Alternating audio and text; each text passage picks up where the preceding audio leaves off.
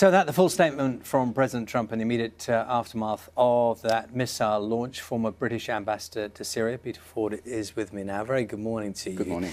Can I just draw your attention first to the opening part of that statement from President Trump? He said, "My fellow Americans, on Tuesday, Syrian dictator Bashar al-Assad launched a horrible chemical weapons attack on innocent civilians." It's a statement of fact. It's a statement, a misstatement of non-fact. We don't know. What's needed is an investigation, because there are two possibilities for what happened. One is the American version, that Assad dropped chemical weapons on this locality. The other version is that an ordinary bomb was dropped and it hit a munitions dump. The jihadis were storing chemical weapons. We don't know which of these two possibilities is the correct one. Remember the run-up to Iraq. The experts, the intelligence agencies, the politicians were convinced that Saddam had weapons of mass destruction. They produced reams of evidence, photographs, diagrams. It was all wrong. It was all wrong. It's possible that they're wrong in this instance as well, that they are just looking for a pretext to attack Syria. And let's not deceive ourselves. What has happened makes more use of chemical weapons more likely, not less. Well, the sentiment that you're talking about there chimes most amongst international reaction to what happened, the chemical attack, with what Russia is saying. You chime most with them. We heard from Michael Fallon, the Defence Secretary. He is convinced by the evidence sufficient that he backs this action.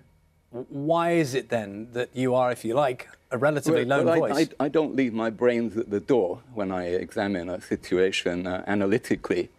I try to be objective, and based on previous experience, including Iraq, we can see that we cannot take at face value what the so-called intelligence experts tell us, not when they have an agenda.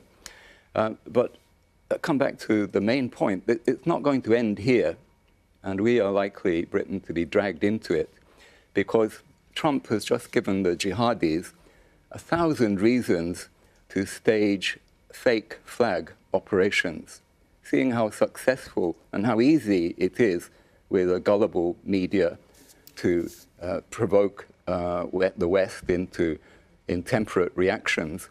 They will very likely stage an operation similar to what they did, and this was documented by the United Nations in August last year. They mounted a chlorine gas attack on civilians, and they tried to make it look like it was a regime operation. This, mark my words, you're hearing it here, and it will happen, and we'll get all the warmongers coming to tell us that Assad is defying us and we must go in more heavily into Syria. This will be fake flag. If I can just ask you, your expertise, you're a former, it's worth saying, a former British ambassador to Syria. With your knowledge of Bashar al-Assad and his regime, that country, what do you think his reaction to this will be? Assad may be cruel, brutal, but he's not mad. It defies belief that he would bring this all on his head for no military advantage. The site that was hit had no military significance.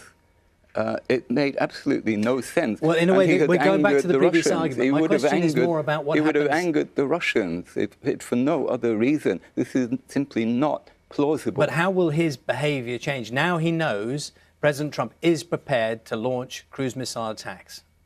But he probably didn't do it in the first place, so it can't change his behavior if he didn't do it in the first place. But we will all pay the consequences. The oil price will spike. Very likely there will be more use, not less use, of CW as a result of this. And, this is also important, the Russians and the Syrians will give less cooperation in the fight against ISIS. OK. Peter Ford, thank you very much for coming in for us this morning. Peter Ford is a former British ambassador to Syria.